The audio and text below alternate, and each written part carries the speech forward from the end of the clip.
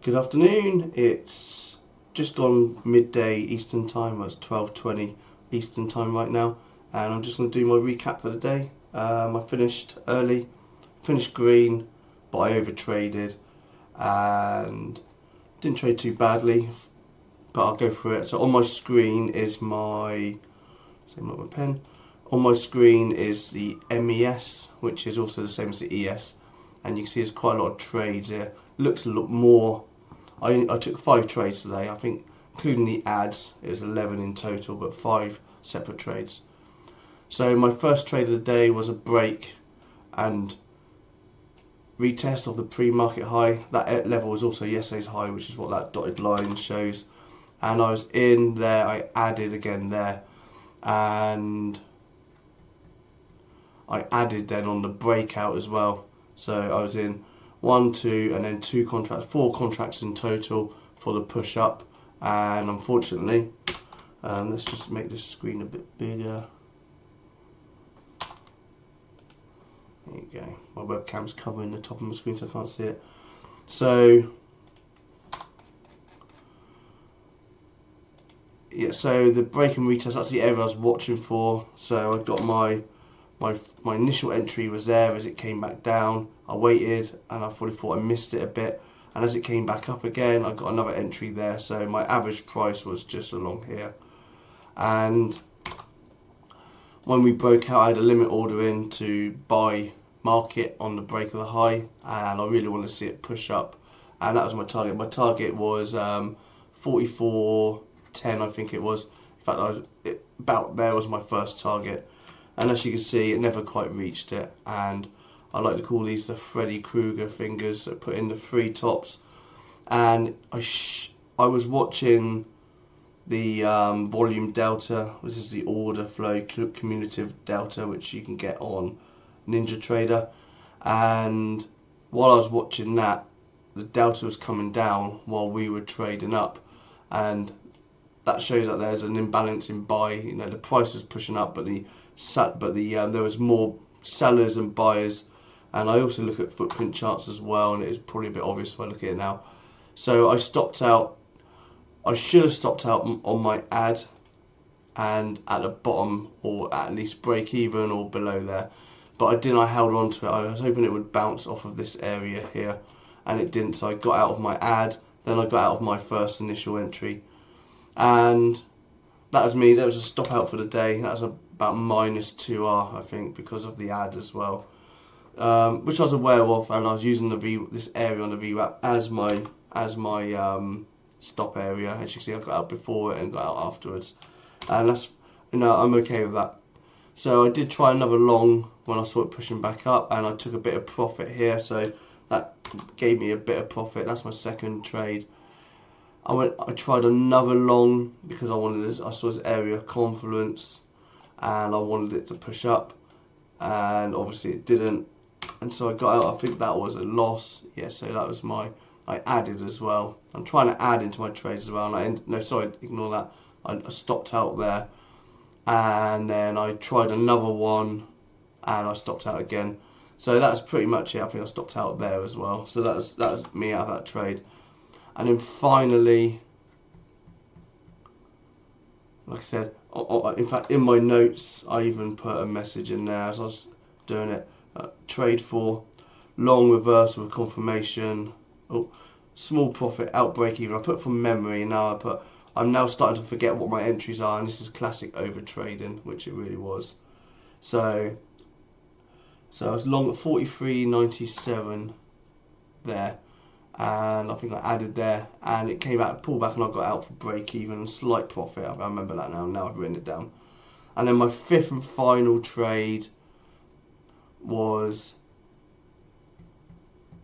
here. So it's a short of 43.92. Even, that's what over trading. I can't even remember what trades I've done. So for some reason, I'm not quite sure what these are. I can't remember whether they were 43.97. There's a pot. No, I think I did. In fact, I remember now. I went short here as well, and I got out at the bottom here, there, and then so that was me out, and then I did another short there. That's my ad, and then I got out there. My out was there. I shorted again, and I got out down here. So I added as well. So this is all part of the same trade I was going for. I was watching this build up of this bull flag, bear flag, shall I say. And one thing I was noticing is we had a bit of a trend line setting up here, and so that's why I was selling up here, because of the trend line ready for the move down. And we got this massive reaction down, and I'll be honest, until we even up to that point there, I was red for the day, and it was that ad and then this big move down which put me green, which you can see. And that's the reason why, even though I overtraded, it's better than days when I've done 30 odd trades by this point before, and I think one of my biggest overtrading days last month I was on 39 trades. So that I've only did 5 trades today, and I'm aware I've been overtrading. I'm happy with that. Excuse me a second. So that's my day summed up, and I'm done for the day. I'm going to take my kids to the local ski centre now. This is through the Scouts, as they've got Ringos to play on. Potentially, that's a short. I did think about holding this last one, but I wanted to get out. I want to get out for profit, and I don't want to be. I'm about to leave in about half an hour, and I don't want to be watching my phone while I'm out, just seeing where the market is. I just wanted to be clear. So didn't do too bad. I had 17 accounts, and each one between $23 and $35 roughly. So not a brilliant day, a small winning day, but still good enough, because I'm glad that I ended green, but I didn't want to end red for the day. But not good trading. Break and retest of pre-market low. How did that work out? Wrong way. So one of my plans was to play the bounce of the pre-market low, which I could have got there. In fact, I wasn't even watching. Here we go, 43.90. Just put it in so you can see.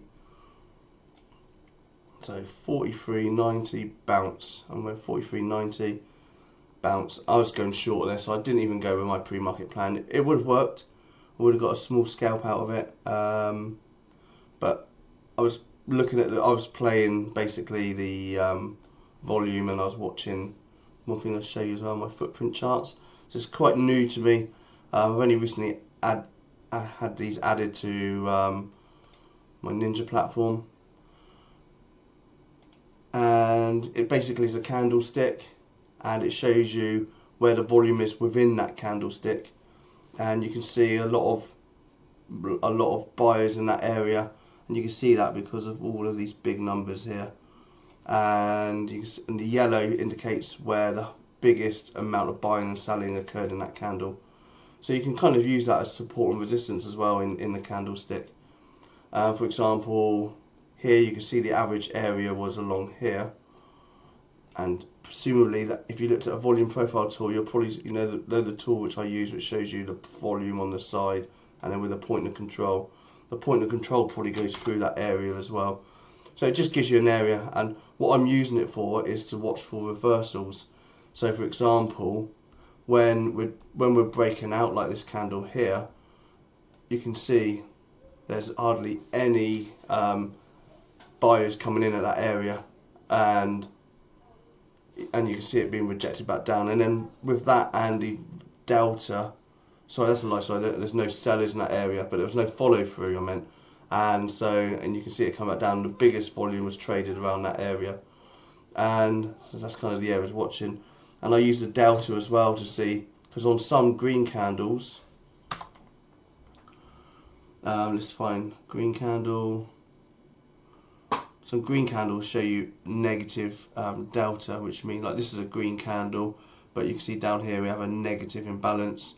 So you know there's more sellers than buyers in that candle, and you can see where the sellers are as well. The sellers are around that area. And then go on to the next green candle. These are all red now.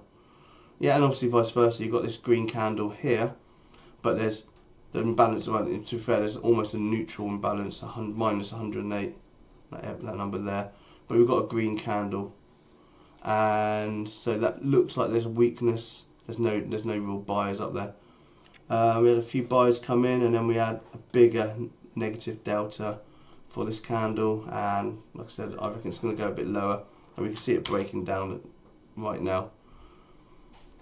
And that's I'm still learning to use these charts. I also use Bookmap, which gives me good level 2 as well. And that was where I got out just there on the last trade, and I only got out there in the last trade because I saw all of these buyers coming in. And it was a good out as well, and that was my trade this morning as well when it opened at it's 2:30 on there, but it's 9:30. I had my my stop loss on my first trade for the break was just below that area of sellers, and you can see it never got anywhere near there. It reversed there and came back down, so a bit annoying. I think it was 409 was where I had 409.50. I think it was just below that big area, but that is what it is, and I would say good day trading relatively, but not the best, and I definitely overtraded. I think 5 trades. I think there's 11 trades in total, but with let's just save this. 11 trades in total, but some of these trades are ads, or where I got out of a trade and then got back in again because I was trying to preserve profit. So, but 5 main trades. So that's it.